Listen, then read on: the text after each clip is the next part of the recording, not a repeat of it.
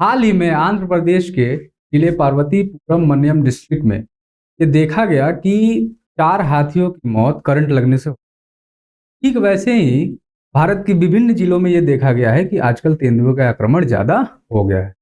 इन सभी घटनाओं से तो ये तो स्पष्ट है कि वाइल्ड लाइफ ह्यूमन कॉन्फ्लिक्ट एक आम समस्या अभी बन के उभरी है। तो इस सेशन में हम इसी विषय पे चर्चा करेंगे कि आखिर वाइल्ड लाइफ ह्यूमन कॉन्फ्लिक्ट क्या है, इसके पोटेंशियल कॉज क्या है और इससे कैसे निपटा जा सकता है। मेरा नाम ब्रजेश है और चाणक्य आईएएस यूट्यूब चैनल पे आपका स्वागत है।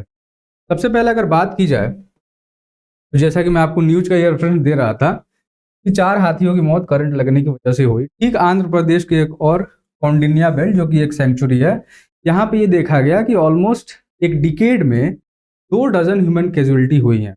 ठीक है, तो ये समस्याएं आखिर क्यों हो रही हैं, इसका कारण समझना काफी जरूरी है। सबसे पहले अगर कॉज की बात करें तो आप गौर से देखोगे कि ह्यूमन वाइल्ड लाइफ कॉन्फ्लिक्ट जो है पहले है क्या।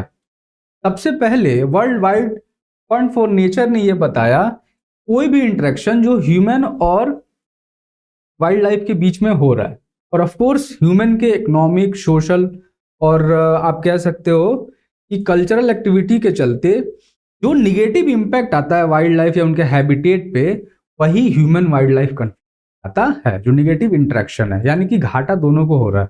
ठीक है, वाइल्ड लाइफ को ऑफ कोर्स ज्यादा होता है। तो बात अगर की जाए कि ये समस्या आखिर उत्पन्न क्यों हुई, तो हम आगे देखेंगे कॉजेज, लेकिन इसका मेन फैक्टर अभी देखा जा रहा है कि पॉपुलेशन जो ग्रोथ हुआ, खास करके ह्यूमन का तो हो ही रहा था नेचुरली, आप देखोगे कोर्स ऑफ हिस्ट्री के अनुसार।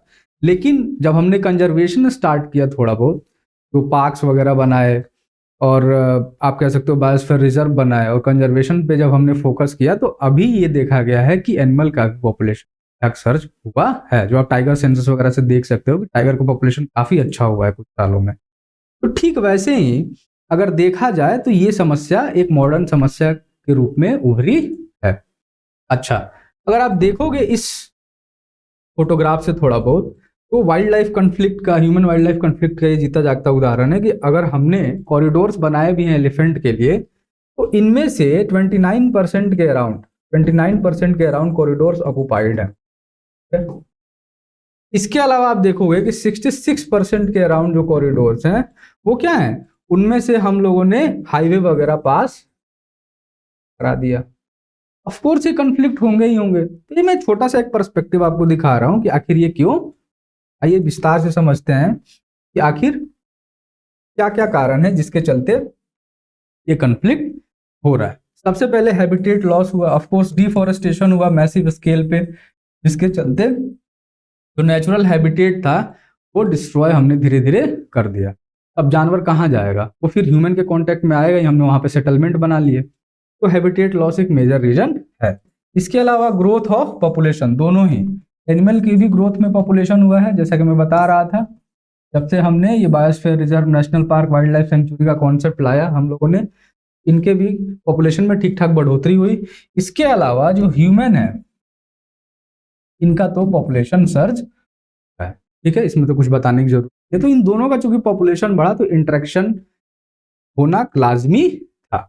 अभी क्रॉपिंग पैटर्न में चेंज हुआ, किसानों ने कुछ कुछ ऐसे फसलें उगाने चालू की जो कि वाइल्ड लाइफ को अट्रैक्ट करते हैं, हिरन वगैरह, और इसके चलते फिर जो शेर हैं या फिर आप तेंदुआ कह सकते हो, ये सभी अट्रैक्ट होकर के आते हैं फार्म्स लैंड में। तो ये पोटेंशियल रीजन है। इसके अलावा जो वाइल्ड एनिमल का फूड एंड फॉडर के लिए माइग्रेशन है, फूड और फॉडर जो है जब जंगल में नहीं मिलता है तो वो ह्यूमन सेटलमेंट की ओर माइग्रेट करते हैं। इसका मैं एग्जांपल अगर दूं आपको, तो एक एलिफेंट जो है उसको डेली उसका रिक्वायरमेंट है ऐसा, तो डेली 150 केजी चाहिए, आप ऐसे समझो, और 98 लीटर्स ऑफ वाटर तो डेली सर्वाइवल के लिए चाहिए। आप समझो ये कितना मैग्नेनिमस है। और अगर ऐसा फूड और वाटर नहीं मिल रहा, उसको वाटर नहीं मिल रहा है, तो ऑफकोर्स वो माइग्रेट करेंगे ह्यूमन सेटलमेंट की ओर। तो ये एक पोटेंशियल रीजन है। इसके अलावा ह्यूमन बीइंग भी क्या करते हैं, फॉरेस्ट में कभी कभी जाते हैं इलीगल पोचिंग एक्टिविटी के लिए, पहला। दूसरा आप कह सकते हो कि जो माइनर फूड प्रोड्यूस हैं, जैसे कि तेंदू लीव्स वगैरह हो गई, या फिर और भी छोटे छोटे रबर लेटेक्स वगैरह निकालने इलीगली ये लोग जाते हैं और वहां पे इंटरेक्शन की संभावना रहती है। इसके अलावा जो हैबिटेट डिग्रेडेशन हुआ, क्यों हुआ? क्योंकि इन्वेजिव एलियन स्पीसीज का इंट्रोडक्शन किया था ब्रिटिशर्स ने। ठीक है, आपने बहुत से नाम सुने होंगे एलियन स्पीसीज के, जिसके चलते हैबिटेट डिस्ट्रक्शन। तो ये सारे कुछ पोटेंशियल रीजन हैं जिसके चलते ये वाइल्ड लाइफ ह्यूमन कॉन्फ्लिक्ट आजकल देखे जा रहे हैं। अब हम बात करेंगे कि भाई इसके इम्पैक्ट क्या है। ऑफकोर्स इंटरेक्शन हो रहा है तो कुछ ना कुछ इम्पैक्ट होगा। सबसे पहला आप इस फोटोग्राफ में देख रहे हो क्या इम्पैक्ट है। सबसे पहला इम्पैक्ट मेजर क्या होता है? Loss of life. और ये दोनों का ही होता है, जानवरों की भी मौत होती है और ह्यूमन मौत होती है। इसके अलावा घायल भी होते हैं, इंटरेक्शन हो रहा है। तीसरा सबसे बड़ा, क्रॉप और एग्रीकल्चरल लैंड में डैमेज भी होता है। कोई भी वाइल्ड लाइफ जो अगर वाइल्ड एनिमल अट्रैक्ट होते हैं फार्मलैंड की तरफ तो इन सबको डैमेज कर सकते हैं। और वायलेंस में भी इंक्रीज होता है। और ये तो नेचुरल सा पॉइंट है कि अगर जानवर माइग्रेट करके आया है और वहां पे सेंसिटिवनेस नहीं है लोगों में तो वहां पे वायलेंट अटैक हो सकते हैं। तो ये सारे इम्पैक्ट देखने को मिलते हैं। अब हम बात करेंगे कि भाई क्या क्या कुछ आंकड़े हैं जो कि चौंकाने वाले हैं और इस पे ध्यान देने की जरूरत है। अगर आप देखोगे 2018-19 से 2020-21 तक तो ऑलमोस्ट 222 एलिफेंट जो है उनकी मौत जो है इलेक्ट्रोक्यूशन से हुई है, बिजली के झटके लगने से। इसके अलावा आप देखोगे कि 29 टाइगर्स जो है उनको पोचर्स ने मार गिराया 2019 से 2021 के। और उनमें से इसके अलावा भी 197 टाइगर्स की मौत अभी स्क्रूटनी में, उसकी जांच। इसके अलावा अगर आप देखोगे ह्यूमन कैजुअलिटी को देखा जाए जब कॉन्फ्लिक्ट हुआ तो एलिफेंट के चलते 1579 ह्यूमन डेथ्स हो चुकी है। ठीक है, 3 सालों के अंदर, काफी थ्रेटनिंग डेटा है। इसके अलावा टाइगर्स ने ऑलमोस्ट 125 ह्यूमंस की जान ले ली 2019 से 2021 के। ठीक है, तो ये कुछ नंबर भी इस फोटोग्राफ में है जो आप देख सकते। अब हम बात करेंगे सबसे पहले कि भाई ये सभी चीजें हो रही हैं, आपने नंबर्स देखा कितना अलार्मिंग था, तो आखिर गवर्नमेंट क्या कर रही है फिर इसके रिगार्डिंग। सबसे पहले अगर मैं बात करूं तो सबसे जो एपेक्स ऑर्गेनाइजेशन है हमारे पास, national board for wildlife. ठीक है, इसको पीएम लीड करते हैं, आपको पता होगा। और आपका national park, wild life sanctuary कैसे फंक्शन करता है, ये सभी चीजें भी ये बोर्ड देखता है। उसने एक एडवाइजरी, आप कह सकते हो गाइडलाइन इशू किया कि भाई कैसे इससे निपटा जाए। सबसे पहले इसने ग्राम पंचायत को एम्पावर किया कि भाई पंचायत के पास क्या क्या पावर्स होनी चाहिए अगर ऐसा कुछ सिचुएशन आता है, अगर एनिमल माइग्रेट करता है सेटलमेंट में तो क्या क्या एक्शन ले सकते हैं। तो ये एक तरह से काइंड ऑफ एसओपी था इनके लिए कि भाई ये कैसे फंक्शन करे। अभी इंश्योरेंस भी प्रोवाइड किया गया। इसका इंश्योरेंस मैंने बताया था कि फार्म में चूंकि अट्रैक्ट हो रहा है तो फसल बर्बाद हो सकती है, तो प्रधानमंत्री फसल बीमा योजना काफी इंपॉर्टेंट स्कीम आई थी जिसके तहत इंश्योरेंस दिया गया, खास करके जो फॉरेस्ट एडजेसेंट सेटलमेंट है वहां पे। अभी फॉर्डर में बताया था कि इंपॉर्टेंट इशू था, फॉर्डर के चलते माइग्रेट हो रहे थे, तो फॉर्डर को ऑगमेंट करो आप किसमें, फॉरेस्ट वाले रीजन्स में। इसके अलावा आप प्रोएक्टिव मेजर्स पूछ लो। प्रोएक्टिव मेजर्स में बहुत सी चीजें आती हैं, जैसे इंफ्रास्ट्रक्चरल चेंज। अभी इंफ्रास्ट्रक्चरल चेंज में क्या कर सकते हो, जैसे ये एलिफेंट वाला ही अगर हम सीन देखें तो चूंकि इलेक्ट्रोक्यूशन हो रहा है तो भाई आप ट्रांसफॉर्मर का प्लेसमेंट थोड़े हाइट पे कर सकते हो, जो ग्राउंड के आसपास होता है उसको थोड़ा ऊपर कर सकते हो ट्रांसफॉर्मर का प्लेसमेंट। इसके अलावा आप क्या कर सकते हो कि जो बार्ब वायर है उनको हॉटस्पॉट के आसपास मत लगाओ, वहां पे ज्यादा चांसेस हैं। तो हॉटस्पॉट को अगर आपने आइडेंटिफाई कर लिया और बार्ब वायर की प्लेसिंग सही की तो ये चीजें अवॉइड हो सकती हैं। इसके अलावा आप बैरियर प्रॉपर तरीके से यूज कर सकते हो सेटलमेंट और फॉरेस्ट एरिया के बीच में, ताकि माइग्रेशन को रोका जा सके। तो ये सारे कुछ इंफ्रास्ट्रक्चरल आप चेंज कर सकते हैं। इसके अलावा आप पोचिंग एक्टिविटी को बहुत ही स्ट्रिक्ट तरीके से रोको। ठीक है, इसके रिगार्डिंग प्रॉपर एक कानून, स्ट्रिक्ट कानून बनाओ जिसमें कठोर सजा का प्रावधान हो, जिसके चलते ये वायलेशन ना हो। इसके अलावा आप अर्ली वार्निंग सिस्टम यूज कर सकते हो। अर्ली वार्निंग सिस्टम के बहुत से तरीके होते हैं और आप इसके लिए साइंस एंड टेक्नोलॉजी का मदद ले सकते हैं। अभी हम देखेंगे भी आगे और क्या क्या है इसमें। हॉटस्पॉट वाले रीजन आप आइडेंटिफाई करो और यहाँ पे अच्छी निगरानी रखने की जरूरत है। ये सभी तो बोला इन्होंने।